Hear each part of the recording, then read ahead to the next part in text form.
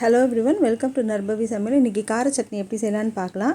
அதுக்கு 15 சின்ன வெங்காயம், ஒரு பெரிய வெங்காயத்தை ரஃப்பாக பெருசு பெருசாக நறுக்கி எடுத்து வச்சுக்கணும். 2 பெரிய தக்காளி அதே மாதிரி பெருசு பெருசாக நறுக்கி எடுத்து வச்சுக்கணும். 15 பல் பூண்டு, 6 வரமிளகா.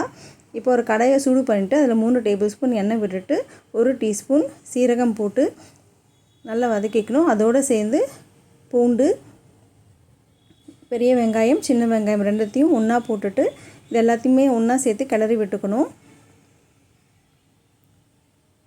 இந்த வெங்காயம் வதங்குற வரைக்கும் கிளறணும். அதுக்கப்புறமா கொஞ்சம் இதுக்கு தேவையான அளவு உப்பு போட்டுக்கணும். வெங்காயம் கொஞ்சம் நல்லா வதங்கினதுமே அதோடு சேர்த்து கொஞ்சம் தக்காளியை போட்டுக்கணும். இப்போ தக்காளி நல்லா வேகிற வரைக்கும் நம்ம கிளறி விடணும். இப்போ இதுக்கு கூட கொஞ்சம் பெருங்காயத்தூளை போட்டுக்கணும்.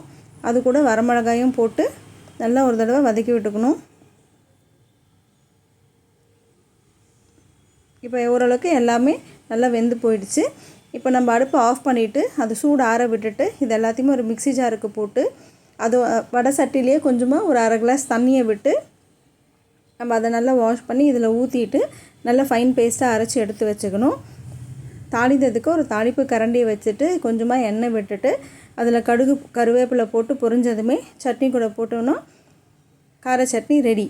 நான் போட்ட வீடியோஸ் உங்களுக்கு பிடிச்சிருந்ததுன்னா லைக் பண்ணுங்கள், ஷேர் பண்ணுங்கள், சப்ஸ்கிரைப் பண்ணுங்கள். கூடவே பெல் ஐக்கானை கிளிக் பண்ணிக்கோங்க. உங்களுக்கு புது வீடியோஸ் நோட்டிஃபிகேஷன்ஸில் வந்துடும். அன்போடு சமைங்க, ஆரோக்கியமாக சாப்பிடுங்க. நன்றி.